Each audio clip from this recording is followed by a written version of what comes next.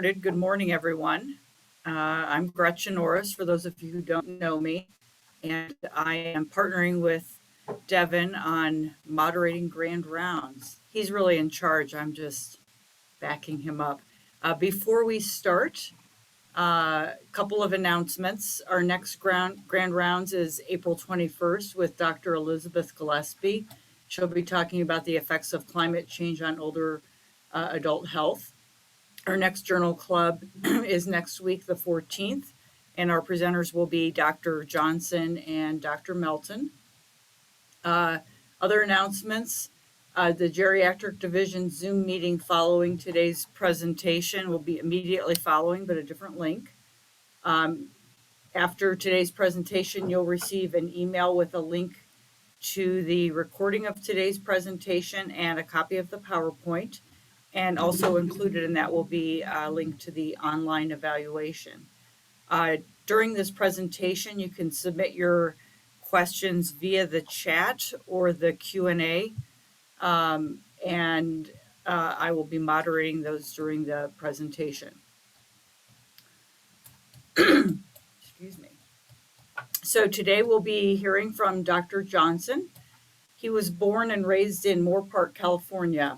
He developed his love for college sports while attending Baylor University in Waco, Texas, before attending medical school in Galveston at the University of Texas Medical Branch. He finally found the right state to settle down in after moving to Denver for his internal medicine residency and his geriatric fellowship. He will be talking about age-friendly cities, the impact on the environment on aging. Have at it, Dr. Johnson. Thank you very much. So today's talk will be a little bit different than usual. It's going to be less research heavy and more focused on policy. I hope by the end of this talk, though, that everyone's feeling a little bit more inspired to participate in their local governments, local community organizations, in that we inspire some advocacy through this. This is also going to be very interactive, hopefully. So when I ask some questions, I'll point out times that I want it to be interactive. Go into the chat, and instead of having it be just to the host and panelists, if you can click the drop-down box in the chat and click to everyone, so other people can see your answers, and that would be wonderful. So today we're talking about aging-friendly cities and how the built environment impacts aging. I was really inspired on this whole topic of urbanism, city planning through this book called Walkability that I read early in medical school. And it really kind of opened my eyes to how intricate city planning is and urbanism is. Some things that stood out to me: why are bike lanes on the right that we see here, why are those unsafe while the ones on the left are safe? Why is it that freeways, adding more lanes to freeways does not alleviate traffic? These things were just super interesting to me and have developed, just a personal interest in urbanism for me. At the same time, I kind of saw this marriage of medicine and the city environment through social determinants of health, learning about those in medical school. But also, even this year, I've seen the impact of our neighborhoods on our patients. And so I wanted to bring up a patient case that was a real case of a patient that I saw in Seniors Clinic. So Mr. R is a 78-year-old gentleman with past medical history of heart disease, AFib, hypertension, who presented to clinic after a fall. Kind of talking to him, he was a very active guy until about 3 years ago. And that kind of jumped out to me because that was before COVID started. I know we've seen a lot of people decline in their physical activity during COVID. So I was a little confused. What is going on here? So what things would you think about during this time? I thought about, is it pain? Is it a mood disorder? Are we missing some sort of malignancy? Any heart issues? He has a huge history of different heart issues. Could it be a pulmonary issue? We went through all of these systems and nothing was really coming up. But then he brought me to attention to what he thought caused him to decline in physical activity, and that was he felt unsafe in his neighborhood. And so Mr. R would go on several walks a day in his neighborhood normally.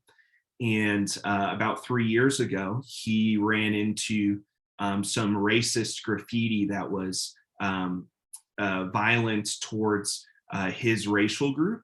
And after that point, he stopped participating in his neighborhood at all. He would just simply walk from his apartment to his car and carry on his day that way, and had a huge decline in physical function because of this. This part, I'm hoping for it to be a little interactive. We're going to go through 3 different cities, and I want you guys, hopefully someone can guess what each of these cities are. The second one is a little tricky, so we'll see if anyone can get it. But when we look at these cities, I want us first to think about what are things we notice in these pictures for us. If we were to be in this environment, what are things that stand out to us? And so while people are thinking about that, I'll kind of share some of the things that I see in this picture. Yeah, there's no sidewalks. That's great, Dr. Melton. I see that there's no cars. Everyone's walking in the middle of what looks like just a bike path. There are lots of people walking around. I think it's super interesting. This is a mixed use area. So there are stores on the bottom floors of what looks like apartment buildings, but they're not giant skyscrapers blocking out the sun. It looks like a fun area to visit and a fun area to walk around or bike in. Yes, and no barriers between cars and people, bike lanes, no traffic. It's very interesting to me. Now I want everyone to think about our patients, think about our older adults, and how would they perceive this environment? What barriers may they see? What things may excite them about this environment? I think one thing that sticks out to me, there's no curbs, there's no lips. It looks like I wouldn't be very concerned of tripping over something, falling. I wouldn't be concerned about cars. There's no cars in this environment. I see people of different ages. So I would feel more welcome in this environment, that it's intergenerational. It also looks like just a fun place to visit. There's lots of stores that have different things that they're selling. Yeah, it looks safe and it looks social. So it looks like an enticing environment to me to walk around in. Any guesses on this city?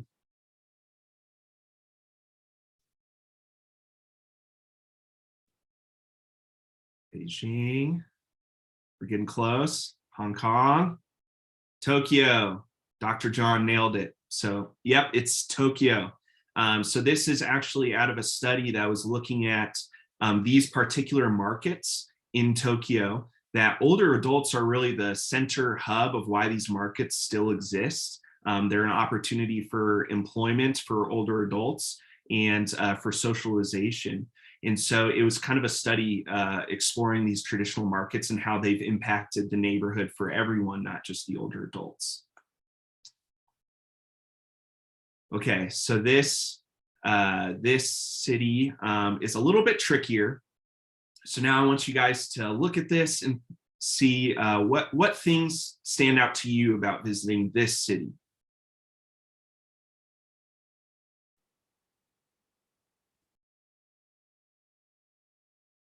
I know for me, I see some green space up front. It looks very welcoming.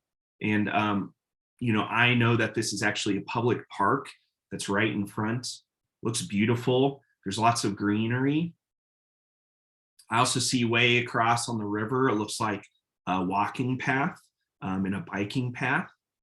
It's really, there's lots of hills, which is beautiful, but may offer its own challenges. I also noticed that it's dense. There's lots of buildings, but at the same time, there's no skyscrapers really, maybe far off in the distance, but it's not impacting our ability to view the sky. Wonderful. And now let's think about our patients. Maybe what would they see here? And I think Dr. Melton brought up a great point. There's lots of hills, which can make it difficult, especially with assistive devices, things like that. Any other thoughts on how our patients would perceive this environment?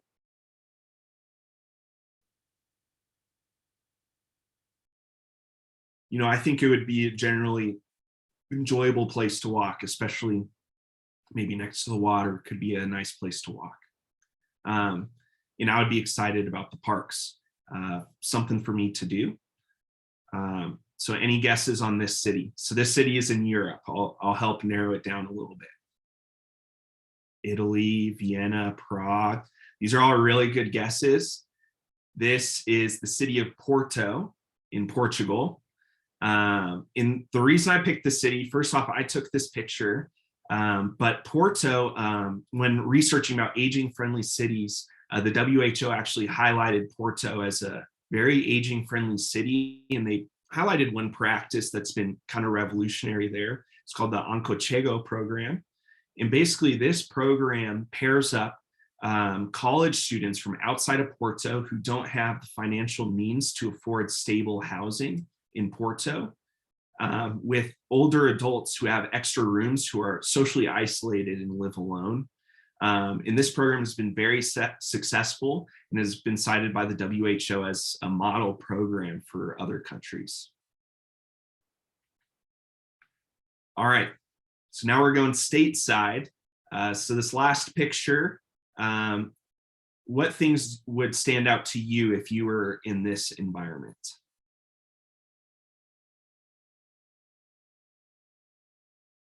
Yeah, it looks like there's some streetcar areas, so it might be nice public transportation.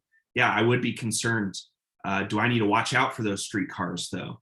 There's a lot of people walking in the middle of the street, so must be some sort of event is going on. Looks like beautiful buildings, really interesting to walk around in. Now, how about our patients? What might they notice if they were in this environment?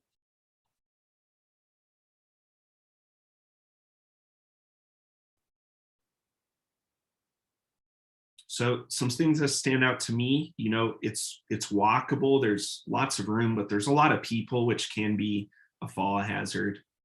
Yeah, that's great, Alex.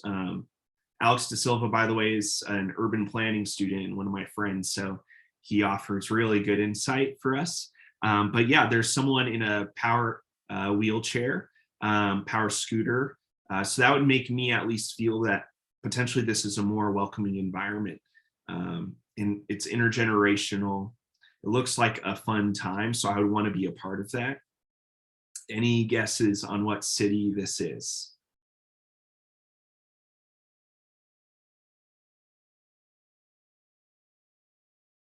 Yes, this is Galveston, Texas. And this is, I wanted to highlight Galveston because I think they're really good at including intergenerational events in this smaller town. So this is a picture of what's called Art Walk, which is held once a week, where they have free wine and all these art galleries. There's live music, and it was something that all members of the community really enjoyed in a really cool environment for people to visit. So today we have a couple objectives that we want to accomplish. So we're going to define the 8 domains of an aging-friendly city. We're going to identify the aging, urbanizing population in Colorado and the Denver area. We're going to review literature on how the neighborhood impacts physical activity in older adults. And finally, we're going to inspire civic engagement and advocacy to promote aging-friendly practices in our communities. So, I mean, as every Grand Rounds talk starts in geriatrics, you know, we all know there's an aging population. We're going to focus, though, more on the urban side. But as we know in the Rocky Mountain region, especially, the rural aging population is of particular concern. So this graphic from the census looks at counties that fall into 3 categories: mostly urban, mostly rural, and completely rural counties. And the darker color implies a higher percentage of 65 and up people.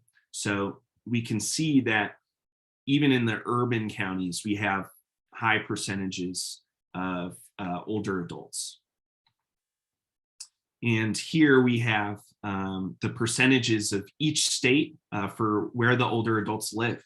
And if we look near the bottom, we can see that Colorado has 81.4% of our older adults are in an urban area instead of a rural area, which kind of was surprising to me. So this graphic actually shows what's the projected change, what's the growth in older adults in each county. And so we can see here that of particular concern to us, the areas around the Denver metro, so mostly kind of the suburban counties, will have very large growth in our older adults by 2030. In Adams County in particular stands out to me. But then we also notice this along the I-70 corridor, which is something I think we need to explore in partnerships later in research. I'm going to leave this presentation for a second so I can share with you guys something that I think is super interesting. So right here, we have this really cool graphic, and it shows this is put on by the Denver Regional Council of Governments and the Area Agency on Aging. So basically this shows how the percentage of older adults in each county will increase over time, and then the population as well. And so we can see that some of our counties have disproportionate older adults that will be increasing throughout time. And so in particular, what stands out to me is Jefferson County has really high percentage, but some of these smaller counties as well, so lower population. So I think that's Douglas County, no, that's Adams County, as well, is going to experience a lot of population growth. In this map, I could spend the whole time together on, and this is looking at zip codes in our area and highlighting different categories. And so you can flip through, see population density, life expectancy, the age. And so you can see how different that map looks between our aging population and the life expectancy. And then disability, where do people who have known disabilities live? And there's a lot to extrapolate from this, and I can send this information out later. But it's very interesting and really can help us target areas of need for our older adults.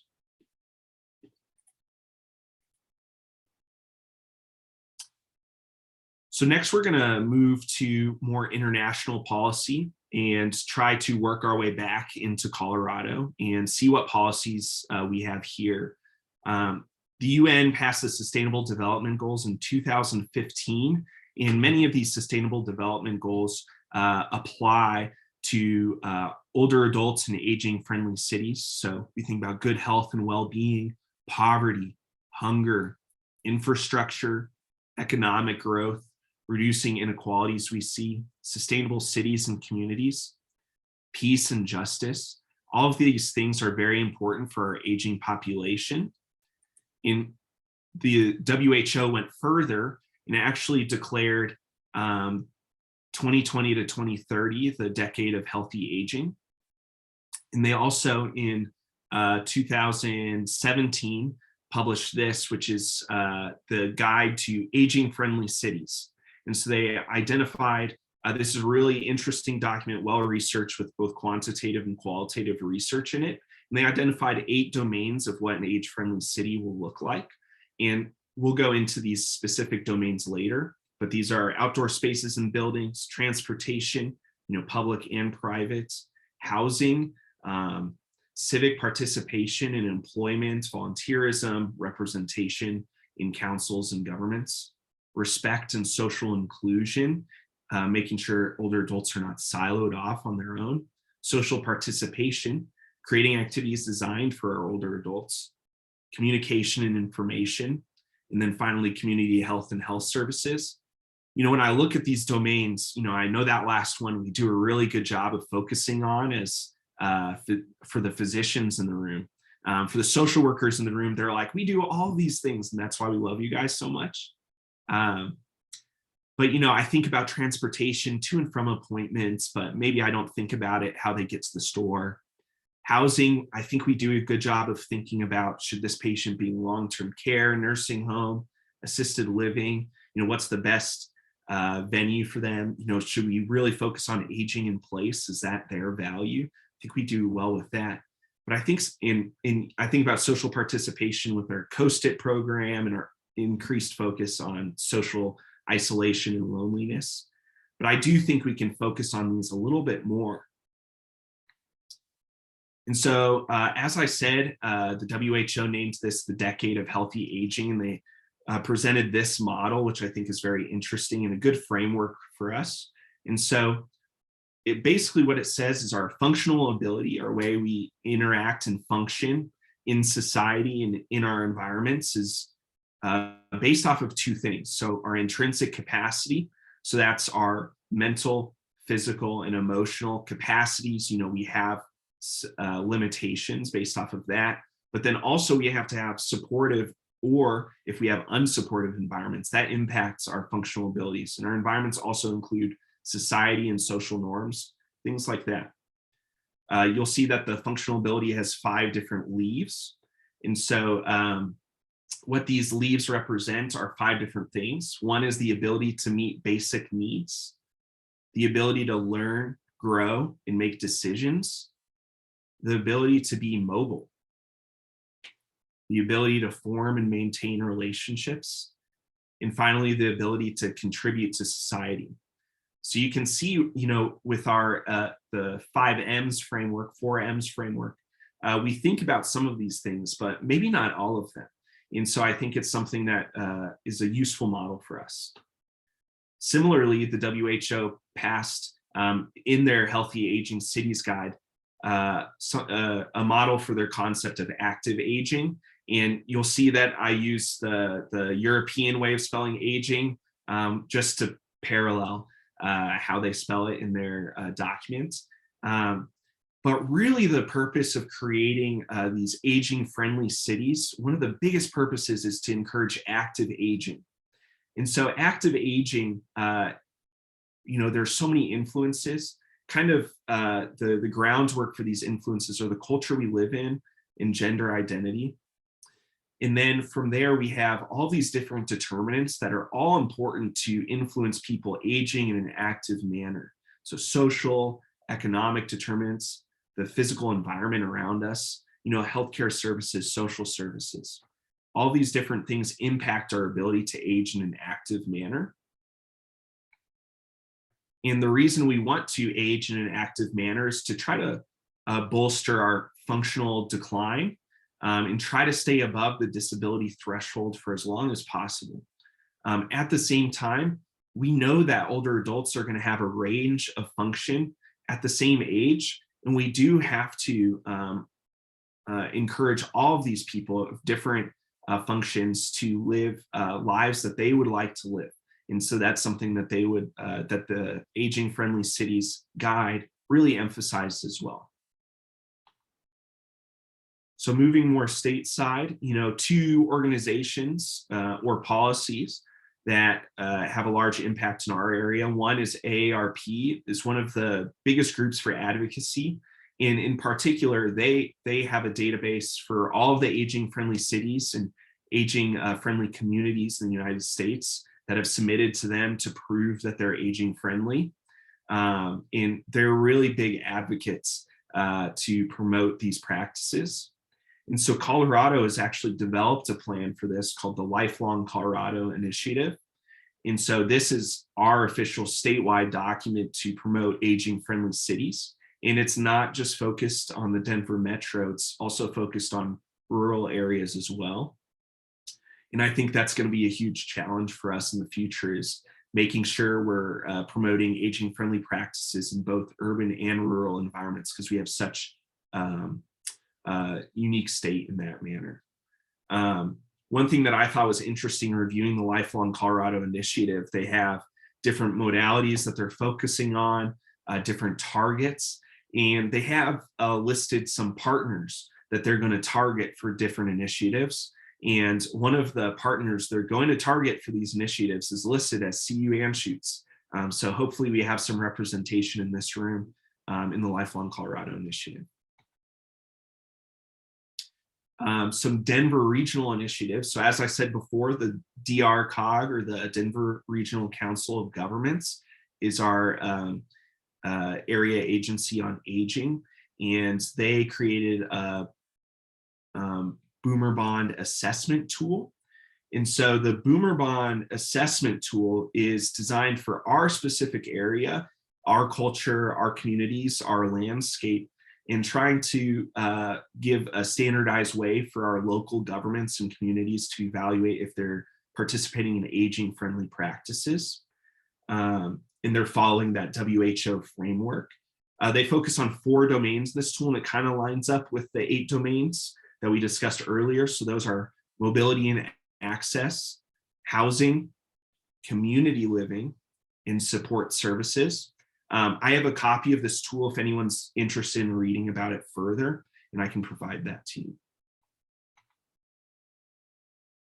For other Denver regional initiatives, we have a lot of offices on aging represented in the various local governments. The Denver Office on Aging has a cool program called the Denver Snow Angels. So if you have a patient that is unable to shovel the snow in front of their house, they can call this number and people will get sent out to shovel the snow in the sidewalks in front of their house, not in the walkway up to their house, but on the sidewalks in front, so they don't get fined.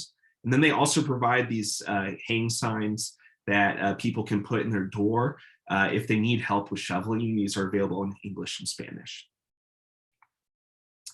So let's go back to our case for the gentleman I saw in clinic. And I wanted to look at what evidence there is that the neighborhood environment impacts our physical activity, maybe if there's impact on falls. I did a lot of reading. I read over 30 studies, and basically nothing panned out for falls. I'll say that, the associations between falls and neighborhood environment did not pan out in any RCTs, sorry. We do have cross-sectional studies, but that's a weaker source of evidence. But one RCT I wanted to highlight that I think pertains to our patient is actually a randomized controlled trial looking at a home-based self-paced walking program. Their target was to try to reduce falls and increase walking and physical activity in our older adults. And they have some criteria for who could be included in the study. I don't want to focus on this study as much as a follow-up study they published, though, but it was a very intensive program with telephone coaching, and they had a control group that received coaching, but it was more health, well-being coaching, healthy eating, sleeping coaching instead of physical activity. And so they were trying to target that 150 minutes of walking per week. So there was no significant change in falls by the end of this program, but there was significant improvement in physical activity. But there was some concerns in this paper that maybe they're missing some confounding variables, maybe there's some effect modifiers. And so they published a follow-up study of this, and they thought they noticed something that was more regional, depending on the neighborhood the patient was from. And so they went back and they assessed neighborhood walkability, fear, and risk of falling. So walkability is a concept that's very interesting. Maybe Alex can add some input on this, but walkability is a concept that describes how likely it is someone is to walk in their environment, how easy and how safe it is to walk in their neighborhood environment. And so there's a lot of things that go into this, and a validated tool in our population is called the News A tool. And so this tool has different domains that it focuses on. So types of residents, stores, shops, and neighborhood, like that community market we saw in Tokyo, encourages walking. Access to nearby services, library, healthcare, things, transportation. Street design, are there safe places for walking? Do the sidewalks go perilously close to roads and cars? Are the sidewalks wide enough for wheelchairs? The neighborhood surroundings, is it beautiful? Are there lots of plants and greenery? Are there traffic hazards? And is there crime? And so in our patients, there was a difference in the patients from high walkability areas and low walkability areas in their self-rated health, in their ability to walk, and in their fear of falling, which I thought was interesting. In the follow-up analysis, the thing that actually came up being the most important to define if someone was still, someone had improved their physical activity was actually feeling unsafe from crime. Now, this was the most important thing for patients to continue walking. It was also interesting because they found that in unsupportive walking environments, the intervention actually worked better. So this intensive walking intervention had a much greater effect than in these supportive walking environments. And I thought this was interesting because, maybe it's my prejudice, but if someone in an area felt unsafe or was in a low walkability area, I would assume that our program wouldn't work as well. And this shows that maybe we should be even targeting these areas to improve their physical health. So this city, I'm not going to let you guess because I don't think anyone will get it. This is Flint, Michigan. And they published a study called Perceived Neighborhood Walkability in Recent Falls. So this is one of those cross-sectional studies I was telling you about for recent falls. So what's interesting about these patients, these are some of the inclusion criteria. They could walk with an assistive device. However, they were all following at an underinsured health clinic. And so I think it offers some interesting insights into that community specifically. And they divided the group into falls in the last 4 weeks versus no reported falls. They looked at that News A scale like we talked about before, and also some other variables that are known ways that falls are impacted, or people have a higher likelihood of falls. And in the walkability area, the thing that was significant with a mild to moderate effect size was a land use mix, which we'll talk about in a second. They even created a model trying to control for the other things that we know impact fall risk, like physical activity, visual impairment, medications, BMI.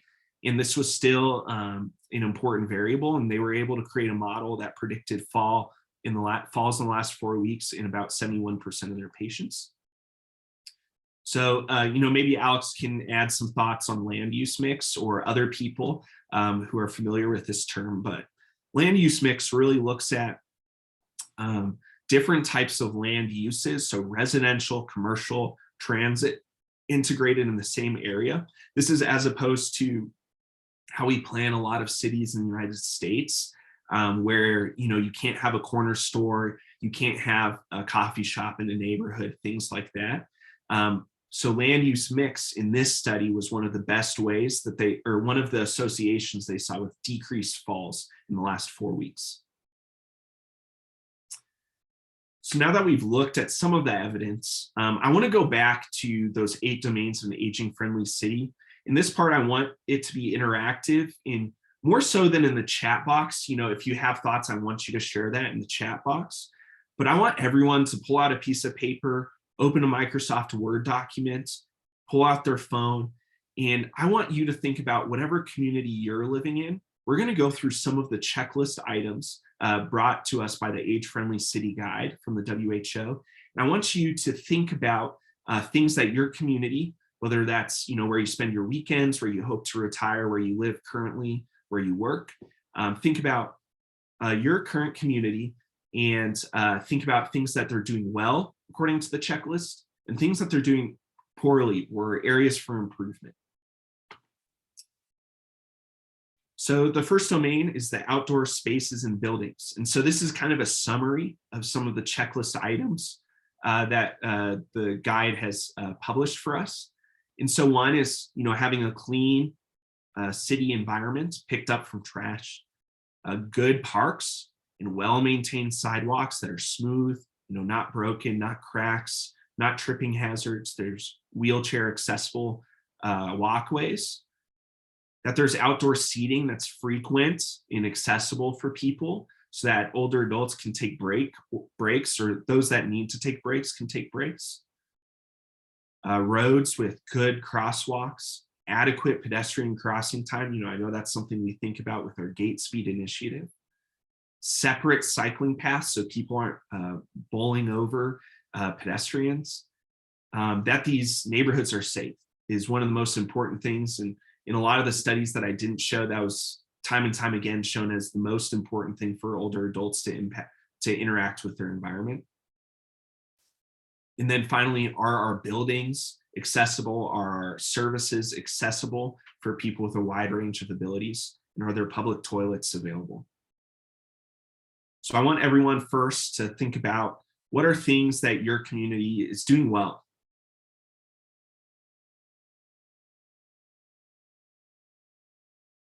And so, something that I think we're doing well on the whole in Denver is safety overall. And I know that there are unsafe areas. And I also recognize that, as evidence in our case, maybe I'm not the person that would feel unsafe as a white male.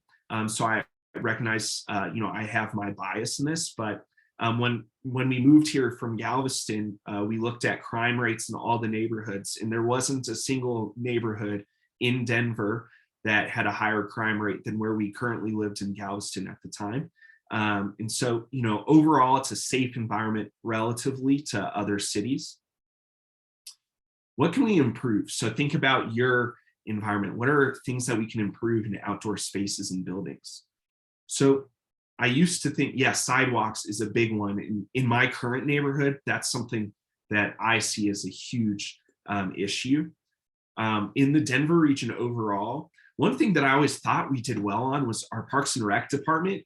And then doing research for this project, I found out actually we're doing a pretty poor job, but our area is working on this. So as far as park density, so we have 9 acres of parks per 100,000 residents. And so the nationwide average is 13 acres. So our park density is worse than a lot of our peer cities as well, like San Diego, Minneapolis, Austin, all these different places. And so the Denver Parks and Rec Department actually made an initiative called the Denver Right Program. And this is seeking to make our parks more prevalent, accessible, and equitable. And it's a really interesting program. And they've recently, I think in 2019, published their master plan for this. And I'm really excited to see the changes they make.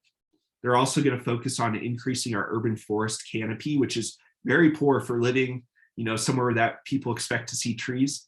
We have a very poor urban forest canopy compared to other cities. The next domain is transportation. So some of the checklist items focus on both public and private transportation. So public transportation, words that I think of with public transportation that are good, and this guide agrees with, are public transportation that is affordable, reliable, and frequent. If it's frequent but unreliable, it's not very good. If it's reliable but only comes every couple of hours, that's also not useful. I remember Dr. Levy shared in her lecture at the conference this past week, I think it was her, how one of her patients she was working with, it would take 2 hours for them to get to their job on public transportation, which just on the other side of town, which is not very useful. Other checklist items, accessible transportation, so that's priority seating for older adults and those with varying abilities, that public transportation is safety, that there's specialized area for people with assistive devices. One thing that I think we need to improve on, stops that are close to where older adults live, and that the public transportation is reasonable to use. And then finally, information that's readily available. As far as public or private transportation, making sure that parking is affordable and accessible for people with ranges of abilities. So I want you to think about your community. What are ways that your community is doing well? And so, I think about the Denver area. One recent change is they made these dedicated bus lines to improve transit time for buses, because as we know, the buses take a long time to commute anywhere in Denver. Anyone who has a patient that takes the bus, they're like, oh, I left 2 hours ago to get to this appointment, 3 hours ago. And that's not very useful for our patients. And so Denver's working to try to improve this. Another thing that Governor Polis just passed is that August will be free transportation for everyone on RTD. So that includes all rail lines and bus lines. So that's something we can share with our patients, and it's something for us to know. His goal is potentially to make RTD free for everyone. What do we need to improve? What things can we improve on in your local area? Yeah, so a crosswalk at a busy neighborhood that does not have a stop sign or a stoplight. So that's a good thing that they responded to local needs, is what it sounds like.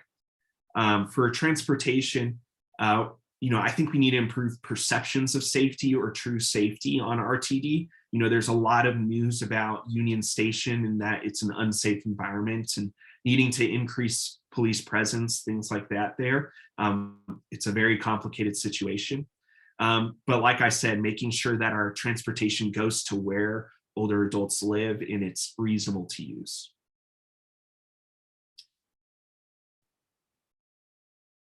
The next domain is housing, which is something we do think about a lot. And so some of the checklist items are if it's affordable, if it's adaptable and adapted to older adults, can our homes be modified?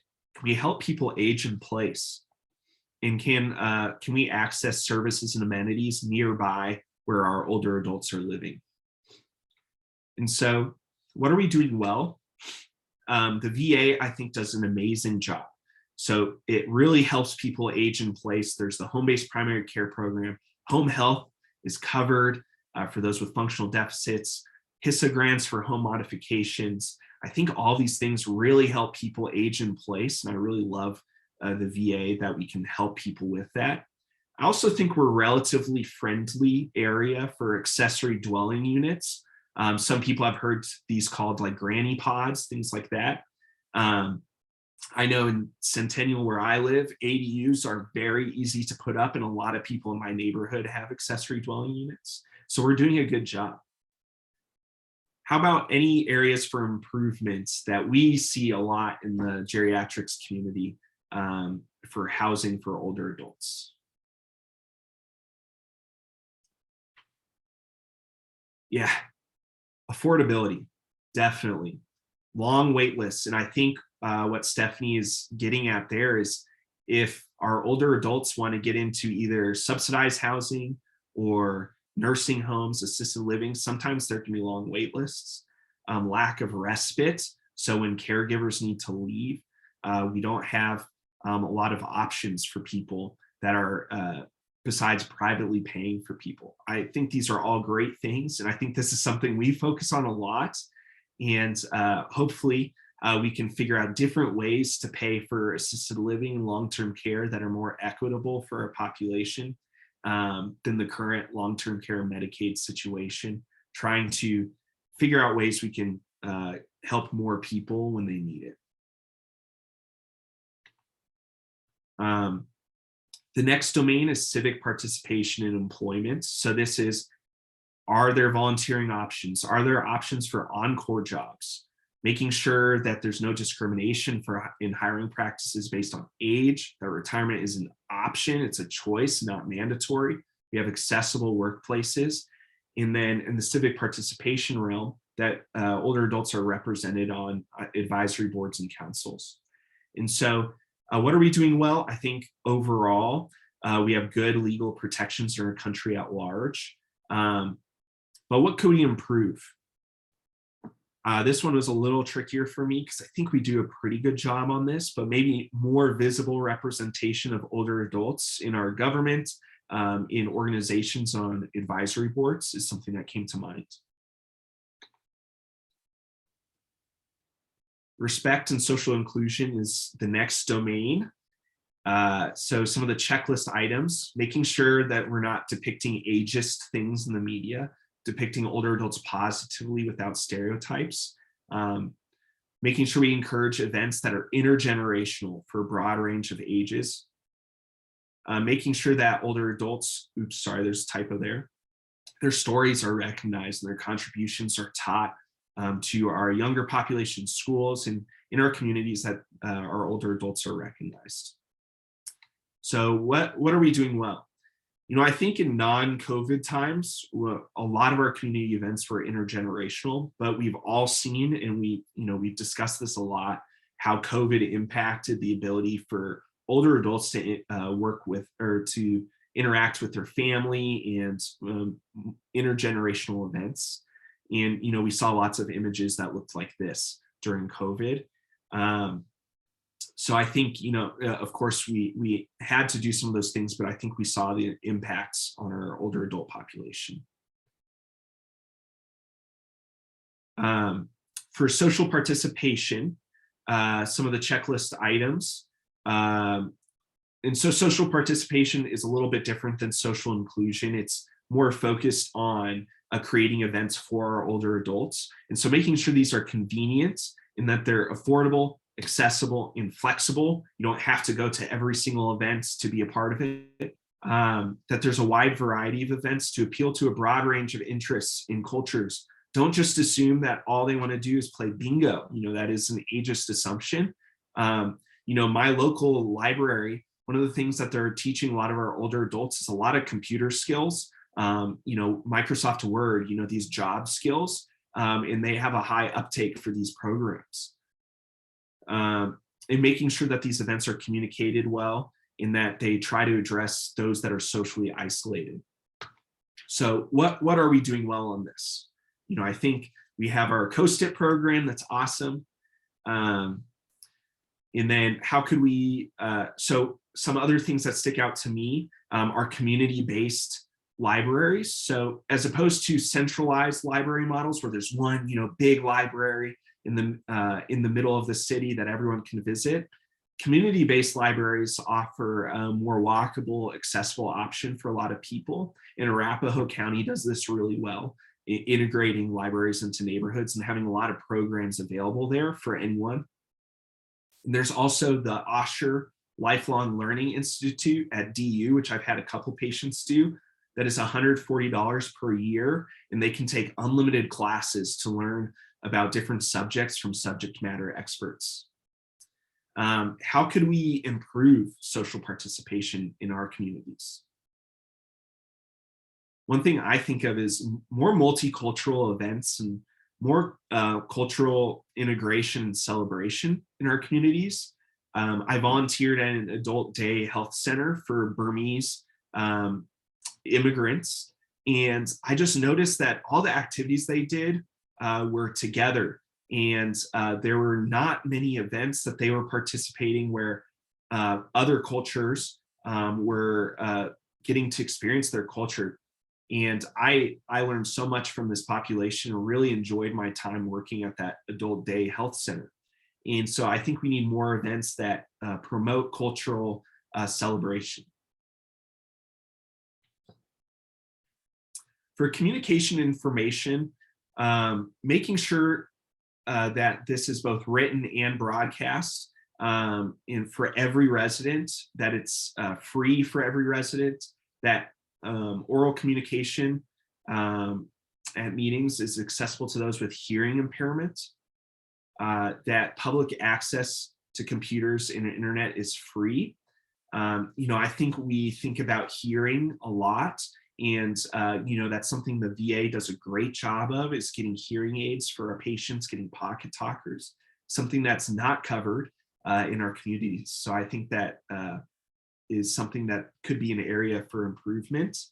But I think our other forms of communication, written and broadcast, we're doing well.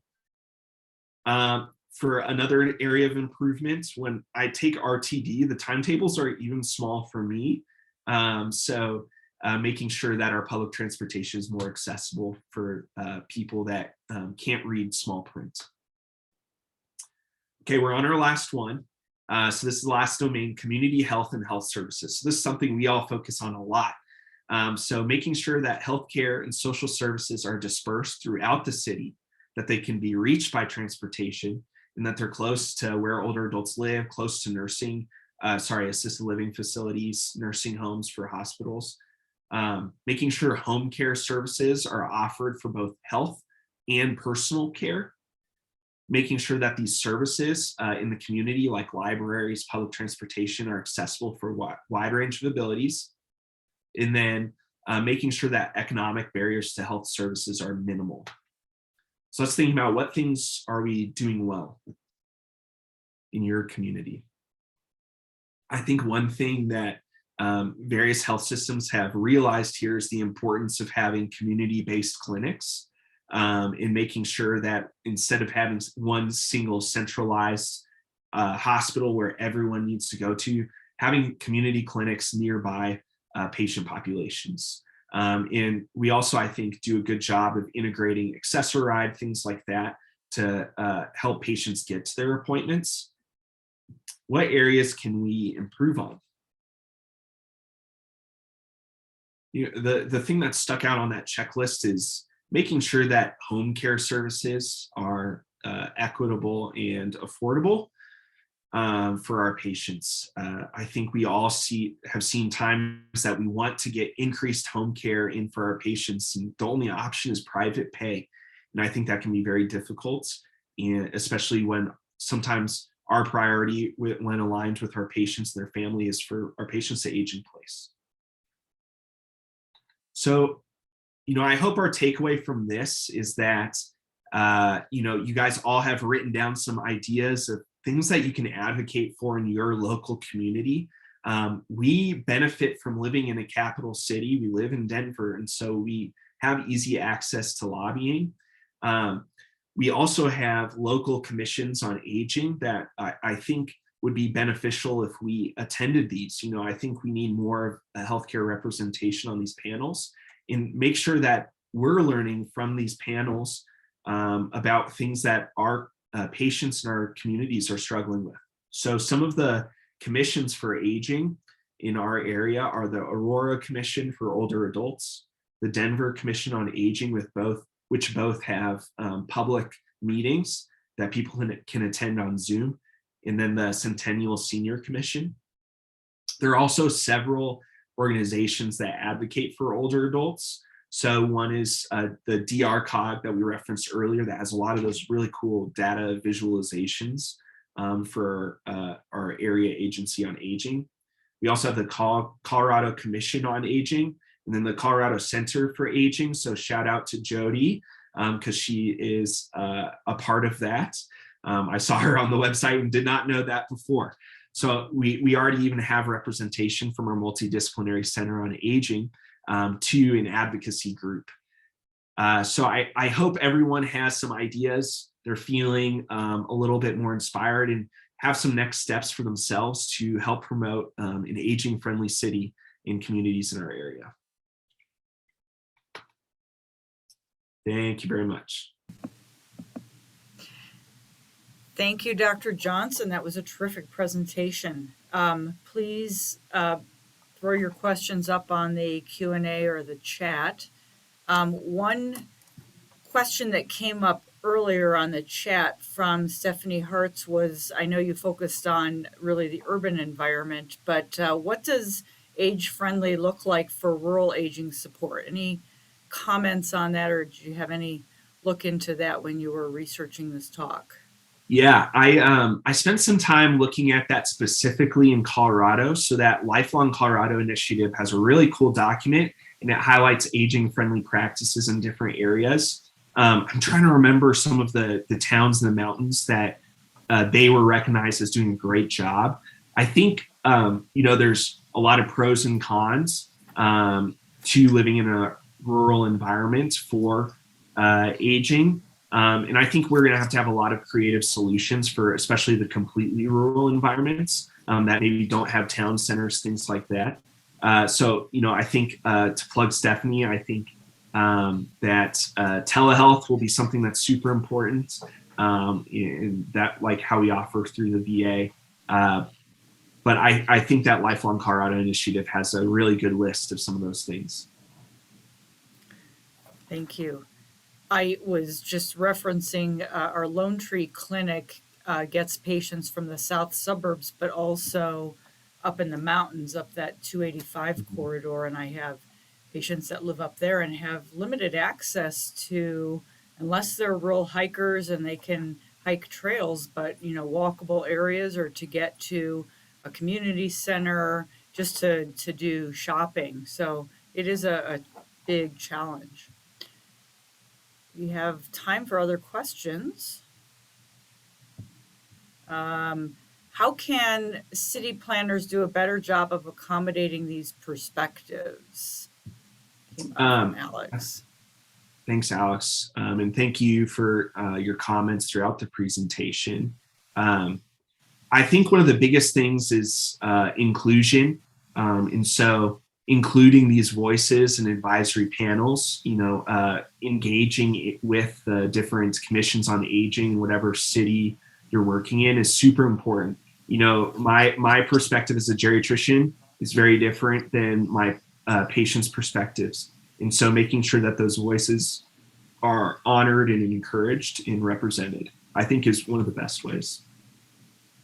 And also creating policy practices that encourage what's known to be age-friendly practices. So like that Boomer Bond assessment tool, like the age-friendly city guide. Another question is, are there any creative proposals for how to pay for some of the proposed infrastructure and support? Sorry, can you repeat that? Sure. Are there any creative proposals for how to pay for some of the proposed infrastructure and support? Um, Not, I didn't look specifically at the funding. I know, like the Denver Rights, that Parks Initiative, the Lifelong Colorado Initiative does have funding from local and state governments. I did not investigate super in depth though. Jody Waterhouse may have some info for us on that in her politicking, so we'll wait to Yes. hear from that.